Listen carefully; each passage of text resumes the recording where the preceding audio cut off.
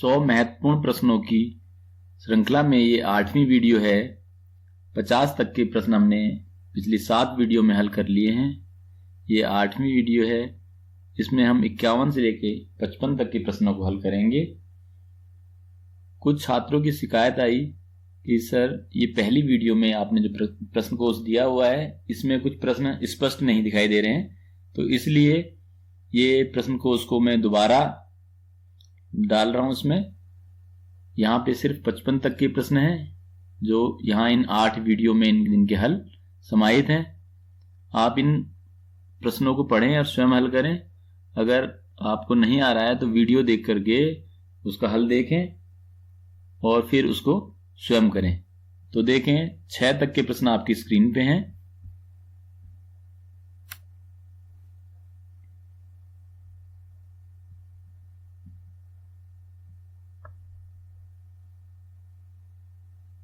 ये 13 तक प्रश्न है।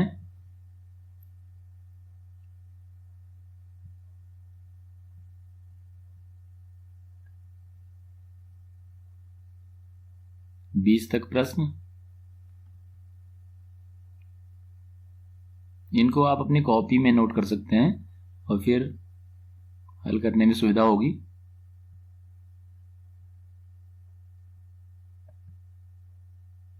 छब्बीस तक प्रश्न।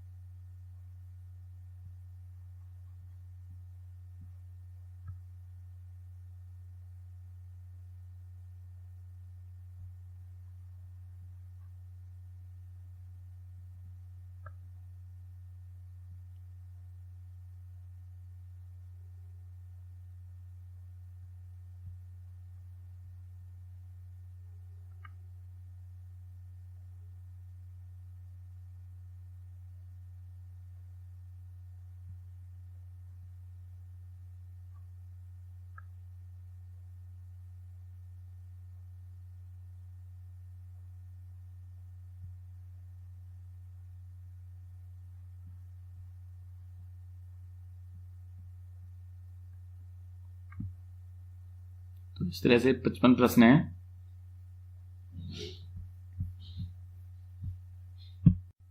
सौ महत्वपूर्ण प्रश्नों की श्रृंखला में ये 8वीं वीडियो है। पिछली 7 वीडियो में हमने 50 तक के प्रश्नों को हल किया है। 51वां प्रश्न देखें। 2 वर्गों के क्षेत्रफलों का योग 468 वर्ग मीटर है। यदि उनके परिमापों का अंतर 24 मीटर हो तो दोनों वर्गों की भुजाएं ज्ञात कीजिए। तो 2 वर्ग दिए हुए हैं, तो मान लेते हैं हम 2 वर्गों की भुजाएं क्रमशः x और y हैं। माना 2 वर्गों की भुजाएं क्रमशः x व y है। तो किसी एक वर्ग को बड़ा मानना पड़ेगा, तो हम मान लेते हैं x भुजा वाला वर्ग बड़ा है, तो यानी x बड़ी है भुजा y से। तो प्रथम शर्तानुसार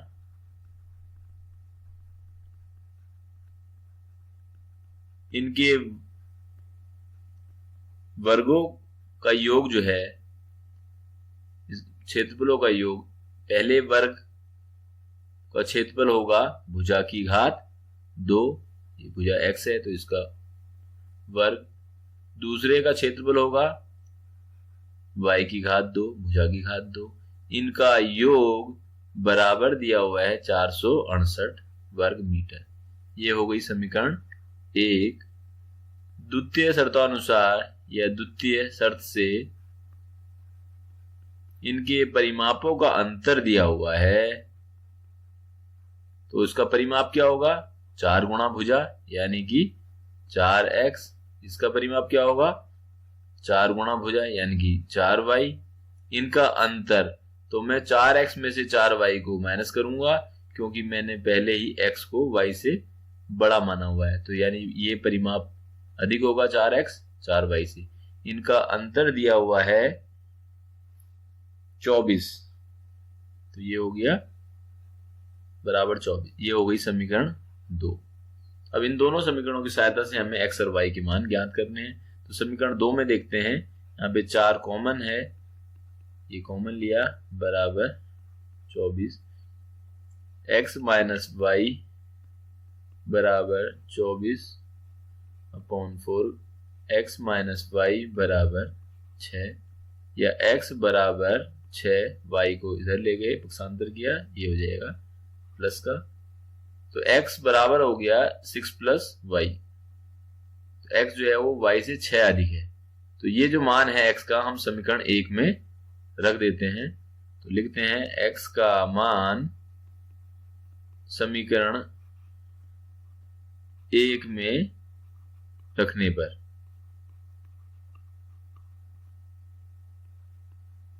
तो x बराबर है 6 प्लस वाई, तो यहाँ पे इसकी जगह 6 प्लस वाई, तो इसकी घात 2 होगा क्योंकि x की घात 2 है, प्लस y की घात 2 बराबर 468।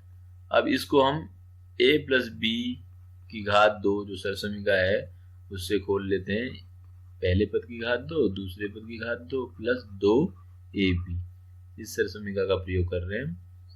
तो यहाँ पे इसकी 6 की घात 2 प्लस y की घात 2 प्लस 2 गुणा 6 गुणा y, और ये y की घात 2 यहाँ पे पहले से ही है 468।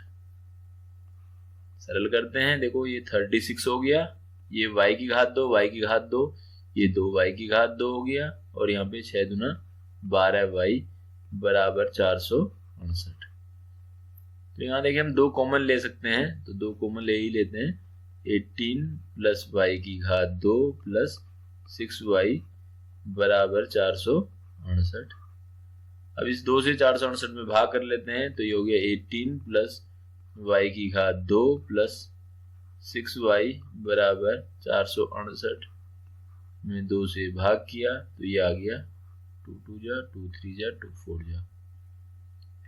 इसको इधर ले आते हैं, द्विघातीय समीकरण को मानक रूप में लिखते हैं। पहले घात 2 वाला पद, फिर घात 1 वाला, फिर अचर पद या 18, इसको इधर ले आए माइनस के 234 बराबर 0। अब यहाँ पे इसे घटा देते हैं, तो यह आ गया y की घात 2 प्लस 6y माइनस 216 बराबर 0। अब हमको गुणनखंड करने इस प्रकार की मध्य पद को तोड़ना है कि घटा करके 6y हो जाए। तो हम इसको करते हैं, मैं यहाँ पे डायरेक्ट कर रहा हूँ, आप 216 के गुणनखंड कर लें, और उसके बाद ये हो जाएगा 18 माइनस 12 y माइनस 216 बराबर 0। तो ये द्विघातीय समीकरण को हल करना में आता है, तो उससे करेंगे आप। फिर देखें y की घात 2, यहाँ पे 18y माइनस 12y माइनस 216, यहाँ पे y कॉमन हो गया, y प्लस 18, यहाँ माइनस 12 कॉमन, y प्लस 18 बराबर 0। y प्लस 18 ये कॉमन ले लिया, ये हो गया y माइनस 12 बराबर 0। अब यदि y प्लस 18 बराबर 0 हो तो y बराबर आ जाएगा माइनस के 18, और यदि y माइनस 12 बराबर 0 हो तो y बराबर आ जाएगा 12। तो देखें एक दूसरे वर्ग की जिसकी भुजा y है उनके मान आ गए। तो यहाँ y बराबर माइनस 18, किसी वर्ग की भुजा ऋणात्मक नहीं हो सकती, तो ये मान नहीं होगा y का, ये ही मान होगा। तो हमारे पास आ गया y बराबर 12 मीटर। अब क्योंकि हमें पता है x बराबर y प्लस 6 है, ये दूसरी समीकरण से सरल करके हमें प्राप्त हुआ था, तो इसलिए x बराबर 12 प्लस 6, ये हो गया 18। तो बड़े वर्ग की भुजा 18 मीटर है, मीटर भी लिख लेते हैं, और छोटे वर्ग की भुजा 12 मीटर है। अगला प्रश्न देखते हैं। दो संख्याएं ज्ञात कीजिए जिनका योगफल 27 और गुणनफल 182। तो माना संख्या x और y है, माना संख्या x व y है, तो इनका योगफल दिया हुआ है x प्लस वाई बराबर 27। ये प्रथम शर्त है, प्रथम शर्तानुसार या प्रथम शर्त से समीकरण 1। और दूसरा दिया है इनका गुणनफल, दूसरी शर्त, तो द्वितीय शर्त से या द्वितीय शर्तानुसार इनका गुणनफल x गुणा y बराबर 182, ये सेकंड हो गया। तो हम पहली समीकरण से x बराबर 27 माइनस वाई, x का मान समीकरण 2 में रख देते हैं। तो यहां पे मान रख रहा हूं मैं सीधा, तो ये हो गया 27 माइनस वाई, तो x का मान है, गुणा y यहाँ पहले से है, बराबर 182। तो यहां लिख सकते हैं हम कि x का मान रखने पर, अब इसकी गुणा करेंगे अंदर, तो 27y और ये y की घात 2 बराबर 182।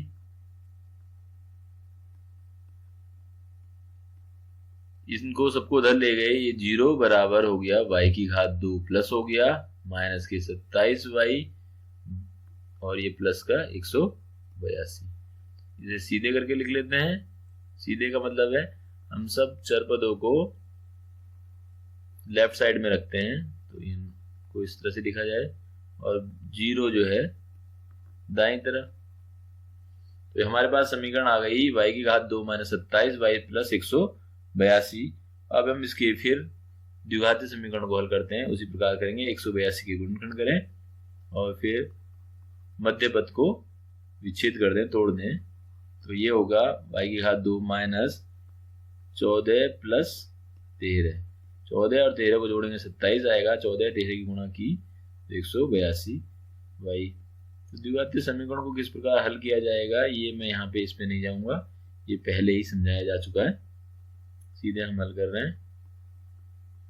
तो ये हो गया y की घात 2 minus 14y minus 13y plus 182 बराबर 0। फिर यहाँ देखिए, यहाँ y कॉमन हो गया है, y माइनस 14 और यहाँ माइनस के 13 कॉमन है, y माइनस 14 बराबर 0। अब y माइनस 14 कॉमन हो रहा है, तो यहाँ बचा y माइनस 13 बराबर 0। तो देखें, यदि y माइनस 14 बराबर 0 है तो y बराबर 14। तो उस स्थिति में x प्लस y बराबर 27 था, यानी x बराबर क्या था, अतः x क्या था, x बराबर 27 माइनस y। तो x बराबर हो जाएगा 27 माइनस 14, यानी x बराबर 13। तो y बराबर अगर 14 है तो x बराबर क्या होगा, 13। अब यदि y माइनस 13 बराबर 0 है तो y बराबर कितना हो जाएगा, 13। तो तब x बराबर 27 माइनस y से x बराबर 27 माइनस 13, तब होगा x बराबर 14। तो y बराबर अगर 13 आता है तो x क्या होगा, 14। तो ये जो अंक हैं वो 13 और 14 है। तो पहले वाला अगर 14 है तो दूसरा 13 होगा, अगर पहले वाला 13 है तो दूसरा 14 होगा। अगला प्रश्न देखते हैं। एक एपी दी हुई है, इसके n पदों का योग दिया हुआ है 693। AP है 63, अगला पद 60, अगला 57, इस तरह से। तो हमको ज्ञात करना है इसके पदों की संख्या, कितने पदों का योग 693 है, ये ज्ञात करना है। तो देखें यहाँ पे AP से पता लग रहा है हमको प्रथम पद जो है वो 63 है, D जो है वो द्वितीय पद में से दूसरे पद में से पहले पद को घटा दिया, तो ये मिल गया -3। n ज्ञात करना है, Sn हमको दिया हुआ है। तो हमको सूत्र पता है n पदों के योग का, Sn बराबर n/2 2a plus n-1 into d bracket बंद। तो मान रख देते हैं, Sn 693 है, n तो पता ही नहीं, वही ज्ञात करना है n/2 और 2 गुणा a कितना है 63। तो Sn का जो सूत्र लगाया जा रहा है, जब n पदों का योग दिया हुआ है और n ज्ञात करना हो तो हमेशा याद रखेंगे कि द्विघातीय समीकरण बनेगी n की। तो n-1 और d कितना है -3। तो ये पहले भी कहा गया है आपको कि d अगर ऋणात्मक है तो इसको ब्रैकेट में ही लिखें। इनको सरल कर लेते हैं, 693 बराबर n/2, यहाँ पे ये गुणा करके हो गया 126 और ये गुणा करेंगे अंदर तो ये हो जाएगा -3n और +3। अब ये 126 और 3 तो ये तो 129 हो गया, -3n, बाहर है n/2, ये हो गया 693। अब यहाँ 2 से गुणा करेंगे दूसरी तरफ, 693 गुणा 2 बराबर यहाँ पे n, यहाँ पे 3 कॉमन हो जाएगा, तो 3n तो पहले ही कॉमन है बाहर, तो अंदर बच गया 43 -n। 3 को नीचे ले जाएंगे इधर, 693 गुणा 2/3 और ये n 43 -n। अगर आप नहीं भी ले जाए अंदर गुणा करें तो भी हल कर सकते हैं, लेकिन इससे जरा संख्याओं की जो है ये कम हो जाएगा, छोटी संख्या मिल जाएंगी, उससे आसानी होगी। तो 3 1 जा 3 2 जा 3 3 जा 3 1 जा, इनकी मल्टीप्लाई कर देंगे तो ये हो जाएगा 462 और यहाँ अंदर करेंगे तो 43n -n⁻²। इसको बाएं तरफ ले गए तो -n⁻² प्लस का हो गया, ये माइनस का हो गया 43n और ये तो इधर ही है पहले से ही, तो ये प्लस का 462 बराबर 0। तो ये द्विघातीय समीकरण बन गई है। इसको हल करना है, तो मध्य पद को तोड़ करके हम इसको हल करेंगे। तो आप 462 के गुणनखंड कर सकते हैं, तो 462 के गुणनखंड कर लेते हैं। देखना 2 से जाएगा, ये आ गया 231, फिर अब 2 से नहीं जाएगा, 3 से करें, ये आ गया 77, फिर देखें 7 से ये 11, फिर 11 से ये 1। तो इस तरह से ये 2 × 3 × 7 × 11 हो गया। तो इसके पेयर बनाए तो 7 3 जा 11 2 जा, यानी कि 22 × 21। इनको जोड़ रहे हैं तो 43 हो रहा है। तो ठीक है, इसको हम इस तरह से लिख सकते हैं, n माइनस यहाँ 22 + 21 n + 462 बराबर 0 और ये हो गया n - 22n - 21n + 462 बराबर 0। इम्प्लाइज का निशान आप ऊपर भी लगा सकते हैं, यहाँ पे भी लगाएं ऐसे ही, फिर एक बार आप यूज कर रहे हैं तो। अब देखिए यहाँ n कॉमन, तो n - 22 यहाँ पे -21 n - 22 बराबर 0। तो यहाँ n - 22 कॉमन हो गया और यह बचा n - 21 बराबर 0।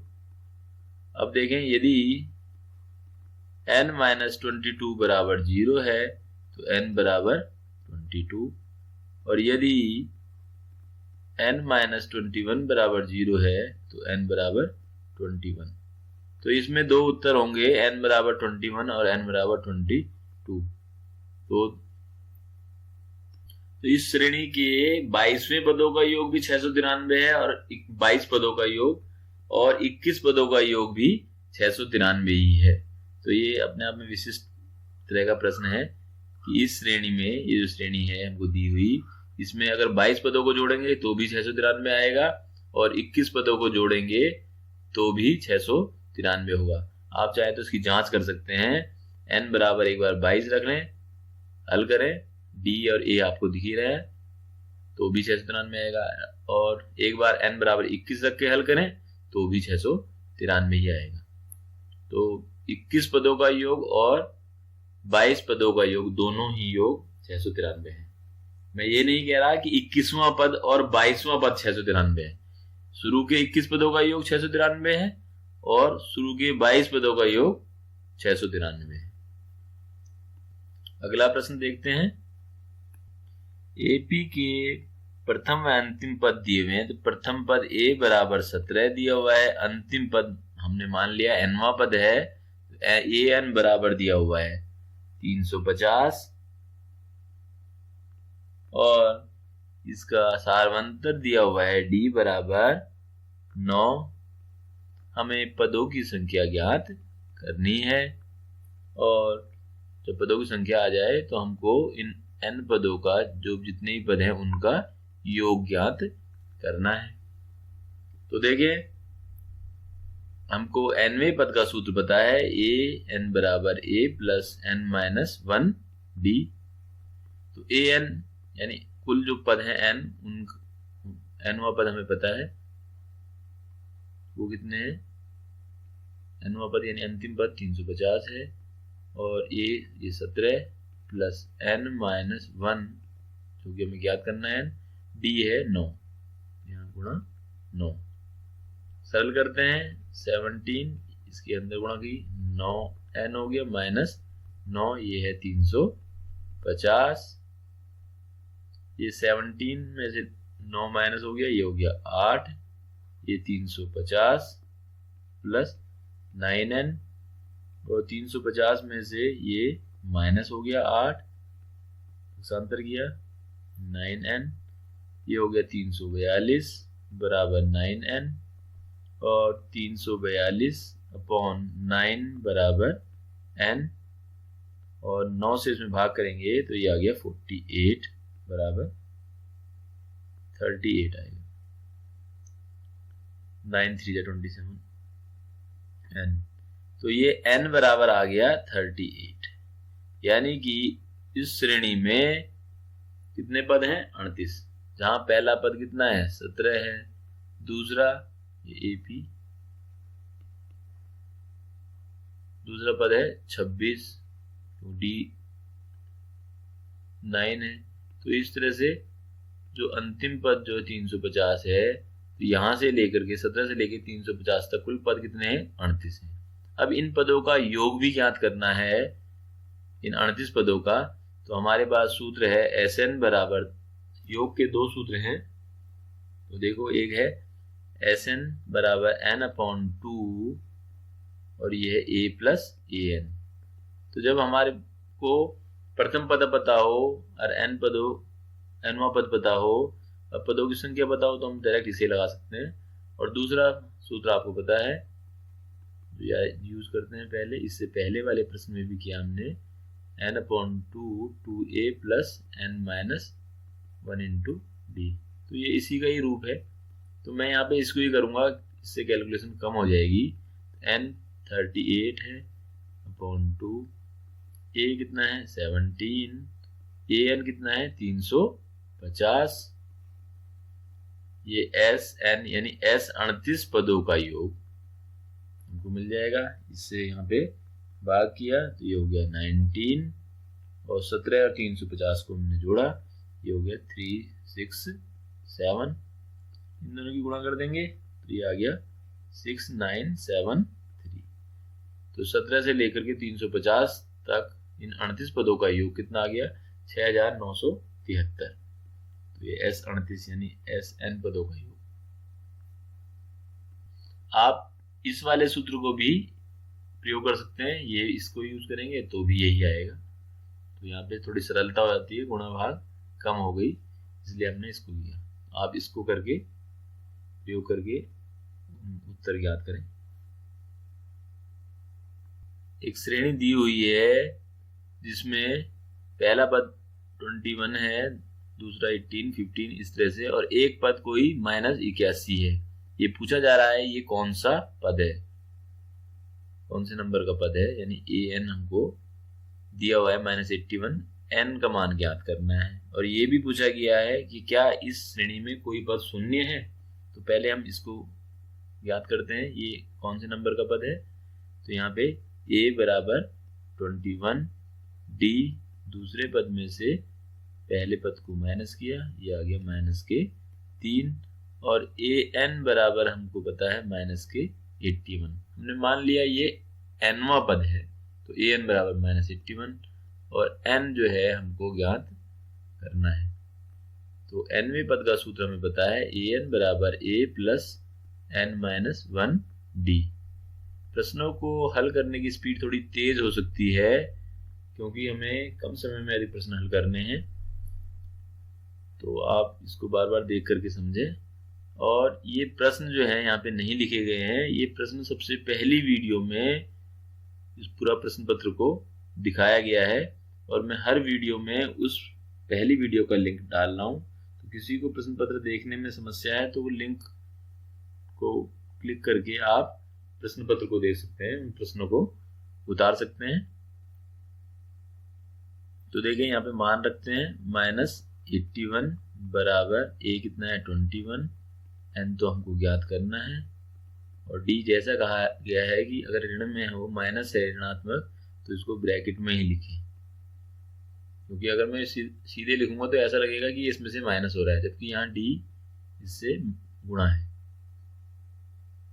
तो इसको हल करते हैं, -81 बराबर 21 और -3 की n से गुणा है तो -3n, और ये हो जाएगा +3।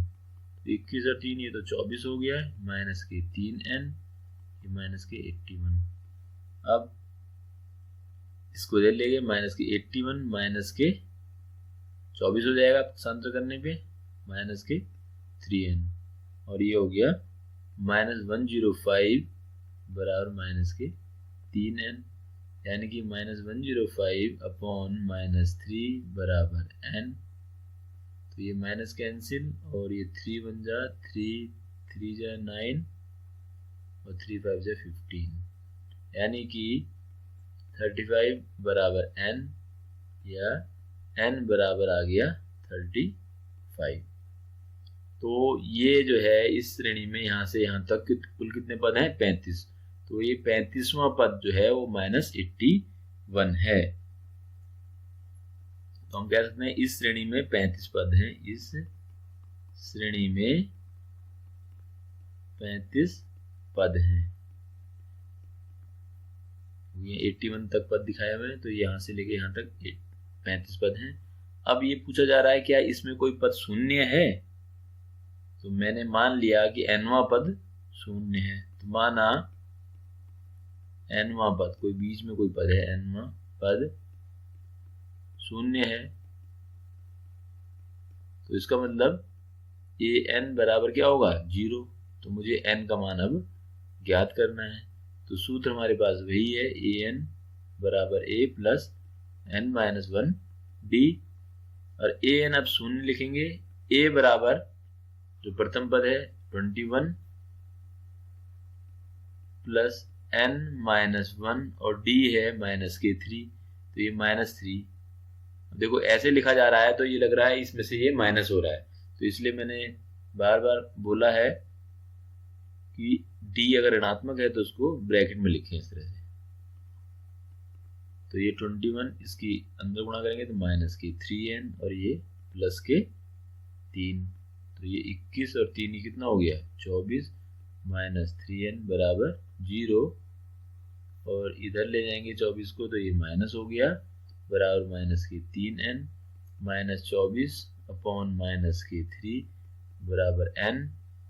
ये माइनस से माइनस कैंसिल, और 3 8 जा 24, 8 बराबर n, यानी कि n बराबर 8। तो n जो है एक धन पूर्णांक आ रहा है, कोई परिमेय नहीं है, कोई ऋणात्मक नहीं है, n बराबर 8 आया है। तो इसका मतलब इस श्रेणी में जो 8वां पद है वो शून्य होगा। तो हाँ, इस श्रेणी में एक पद शून्य है, वो क्या है? 8वां पद है। तो यहां लिख देते हैं, चूंकि n एक धन पूर्णांक है। तो हमेशा याद रखेंगे समांतर श्रेणी में कि अगर n का मान ज्ञात करना है तो वो हमेशा धनात्मक होना चाहिए और धनात्मक पूर्णांक होना चाहिए। कभी भी वो परिमेय नहीं होगा, ना ही ऋणात्मक होगा।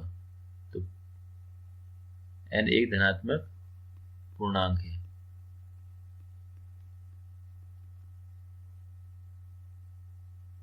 अतः